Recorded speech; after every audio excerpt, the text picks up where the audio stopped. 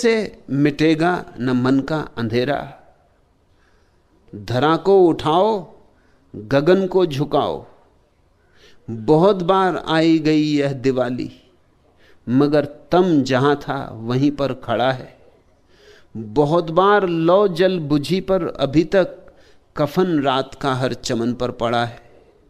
न फिर सूर्य रूठे न फिर स्वप्न टूटे, उषा को जगाओ निशा को सुलाओ। दिए से मिटेगा न मन का अंधेरा, धरा को उठाओ गगन को झुकाओ। सृजन शांति के वास्ते है जरूरी कि हर द्वार पर रोशनी गीत गाए। तभी मुक्ति का यह यज्ञ पूर्ण होगा कि जब प्यार तलवार से जीत जाए। घृणा बढ़ रही है, अमा चढ़ रही है, मनुज को जलाओ, मनुज को जिलाओ, धनुज को मिटाओ। दिए से मिटेगा न मन का अंधेरा, धरा को उठाओ गगन को झुकाओ। बड़े वेग में पंख हैं रोशनी के, न वह बंद रहती किसी के भवन में। किया कैद जिसने उसे शक्ति छल से, स्वयं उड़ गया वह धुआं बन पवन में। न मेरा तुम्हारा सभी का प्रहर यह, इसे भी बुलाओ उसे भी बुलाओ। दिए से मिटेगा न मन का अंधेरा, धरा को उठाओ गगन को झुकाओ। मगर चाहते तुम कि सारा उजाला रहे दास बनकर सदा को तुम्हारा। नहीं जानते फूस के गेह में पर बुलाता सुबह किस तरह से अंगेरा अंगारा। न फिर अग्नि कोई रचे रास इससे, सभी रो रहे आंसुओं को हंसाओ। दिए से मिटेगा न मन का अंधेरा, धरा को उठाओ गगन को झुकाओ। बड़ा महा उपक्रम करना है। दिए से मिटेगा न मन का अंधेरा, धरा को उठाओ गगन को झुकाओ। ऐसा महा उपक्रम करना है जिससे कोई जमीन को उठाए गगन को झुकाए। ये कोई छोटे मोटे दियों से मिटने वाला अंधेरा नहीं, ये बाहर की दिवालियां कामना आएंगी, लेकिन आदमी बड़ा बेईमान है। भीतर की दिवालियों से बचने के लिए बाहर की दिवालियां मनाता है।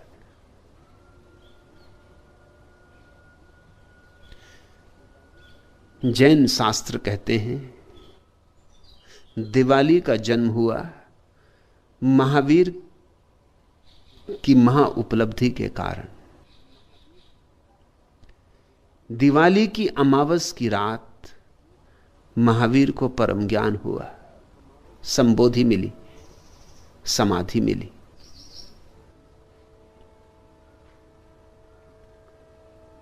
भीतर का दिया जगा, सूरज उगा, अनंत अनंत काल का अंधेरा कटा, रात कटी, प्रभात हुआ। लेकिन हमने क्या किया? हमने बाहर मिट्टी के दिए जला लिए उत्सव में। अगर महावीर से सच में कोई लगाव हो तो भीतर का दिया जलाओ, बाहर की दिवाली से क्या होगा?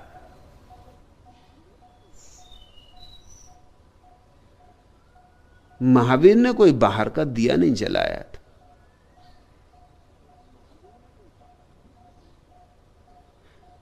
सुबह हो जाने पर, अमावस की दिवाली की रात के बीत जाने पर जैन मंदिरों में निर्वाण लाडू चढ़ाए जाते। निर्वाण लाडू, निर्वाण के लड्डू, क्योंकि महावीर को निर्वाण उपलब्ध हो गया। बांटो लड्डू। महावीर को तो भीतर अमृत का स्वाद मिला और तुम बूंदी के लड्डू बांट के तृप्त हो रहे, और उनका नाम दे रहा है निर्वाण लाडू। थोड़ी शर्म तो खाओ, थोड़ा संकोच तो करो, थोड़ा शर्माओ। महावीर का जागा भीतर का सूरज तुमने जला लिए बाहर दिए। महावीर को मिली भीतर की मिठास, बसा अमृत, और तुम निर्वाण लाडू बांट रहे हो। तुम कब तक अपने को धोखा दिए जाओगे? नहीं, दिए से मिटेगा न मन का अंधेरा। धरा को उठाओ, गगन को झुकाओ, कुछ बड़ा उपक्रम करना होगा। क्या है बड़ा से बड़ा उपक्रम इस जगत में? धरा को उठाने और गगन को झुकाने से भी बड़ी बात इस दुनिया में क्या है? अपने को मिटाओ, ये मैं भाव जाने दो। यही पर्दा है, यही ओट है, यही दीवाल है, इसे गिरा दो और तुम रोशनी ही रोशनी हो। रोशनी तुम्हारा स्वभाव है।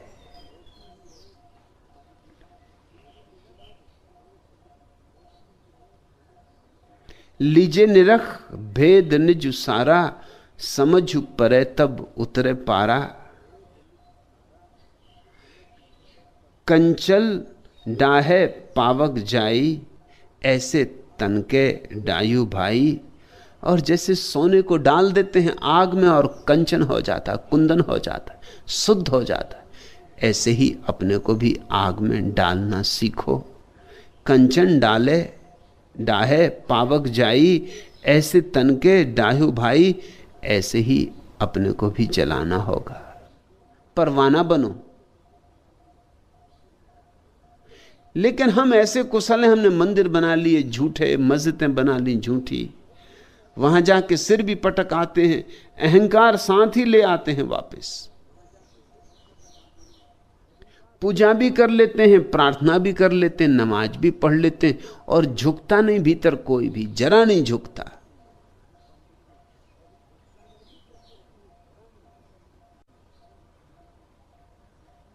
मैं राजस्थान यात्राओं पर जाता था तो अजमेर पर काफी देर गाड़ी पड़ी रहती थी, गाड़ी बदलनी पड़ती थी। सांझ का वक्त, और अजमेर, और बहुत से मुसलमान यात्री भी होते। वो जल्दी जल्दी अपना मुसल्ला बिछा के प्लेटफॉर्म पर नमाज में लग जाते, सांझ की नमाज। मैं भी घूमता देखता रहता, मैं बहुत हैरान हुआ। वो नमाज भी पढ़ते जाते, पीछे लौट लौट के भी देखते जाते कि गाड़ी कहीं छूट तो नहीं रही। मेरे ही डब्बे में एक सज्जन थे, उनसे थोड़ी मुलाकात भी हो गई थी, साथ ही चल रहे थे कोई 10-12 घंटों से। वो भी अपना मुसल्ला बिछाए नमाज कर रहे थे, बीच बीच में लौट के देखते जा रहे थे। मैं उनके पीछे जाके खड़ा हो गया और उनके सिर को मैंने सीधा कर दिए। उस समय तो कुछ भी नहीं बोले, नाराज तो बहुत हो गए, बना गए कि नमाज में किसी का सिर, जल्दी से नमाज पूरी की। कहा, आप आदमी कैसे, आपने मेरा सिर क्यों जोर से घुमा दिया? इतनी जोर से घुमाया है कि मेरी गर्दन में दर्द हो रहा, और नमाज में ऐसा किया जाता है। मैंने कहा, तुम नमाज में जो कर रहे थे वो गलत था कि मैंने जो किया वो गलत था? तुम पीछे लौट लौट के क्या देख रहे थे? तुम नमाज पढ़ रहे थे कि गाड़ी छूट तो नहीं गई ये देख रहे थे? ये दोनों बातें एक साथ नहीं हो सकती। अगर गाड़ी ही छूटने का डर है तो नमाज ही किस लिए पढ़ रहे हो? और अगर नमाज में डूब गए हो तो एक गाड़ी क्या 1000 गाड़ियां छूट जाएं, क्या ले जाएंगी?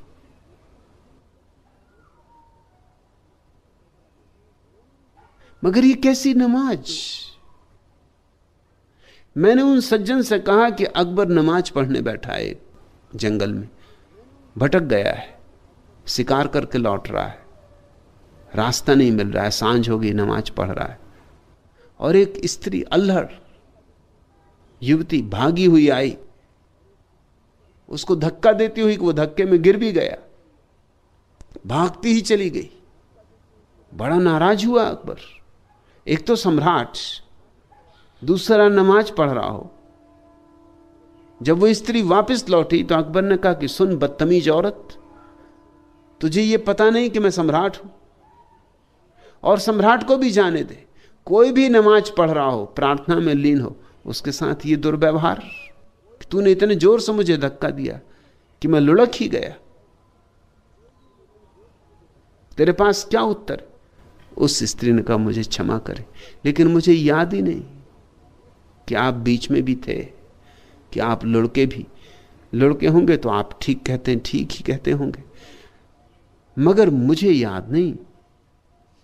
मेरा प्रेमी आ रहा था, मैं उससे मिलने जा रही थी।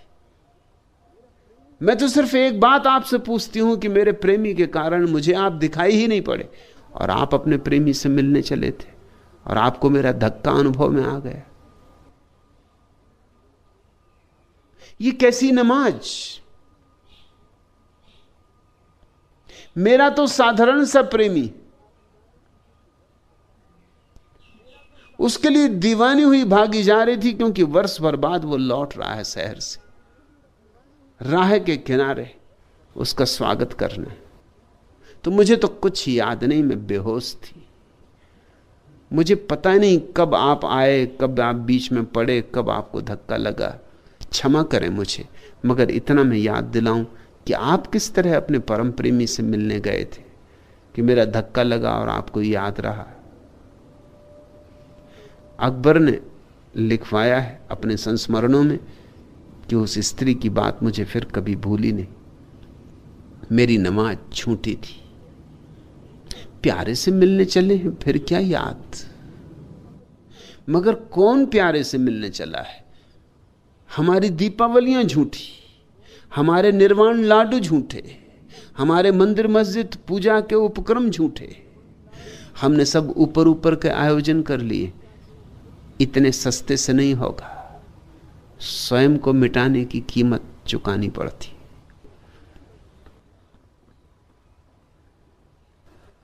मिटो तो तुम्हारे भीतर ऐसा अहिर्निश नाद उठे, सोते जागते उपनिषद गूंजें तुम्हारे भीतर। परवाने की विसात ही क्या थी फना हुआ, देखा तो समा भी न रही अपने हाल में। और तुम मिटोगे तो तुम ये मत सोचना कि परमात्मा भी चुप रह जाता है। परवाने की विशाल ही क्या थी फना हुआ, वो तो ठीक था, परवाना ही था, उसकी सामर्थ्य क्या थी, बूंद ही थी, सागर में खो गई। परवाना लेकिन जब समा पर जल उठता है तो तुम ये मत सोचना कि समा भी अछूती रह जाती। समा भी फड़क उठती, लपट उठती।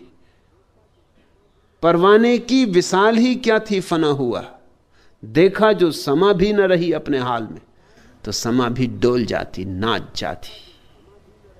और तुम्हारे भीतर जब समा का नाच होता है तो कृष्ण की वीणा बजती, मीरा पैरों में घूंघर बांध के नाचती, बुद्ध बोलते, उपनिषद रचे जाते, कुरान गूंजता, बाइबल जन्मती। ये अलग अलग ढंग हैं उस समा के जो किसी परवाने की याद में वर्षा कर देती है जगत के ऊपर। एक परवाना मिटता है, अनंतों के ऊपर बूंदाबांदी हो जाती है।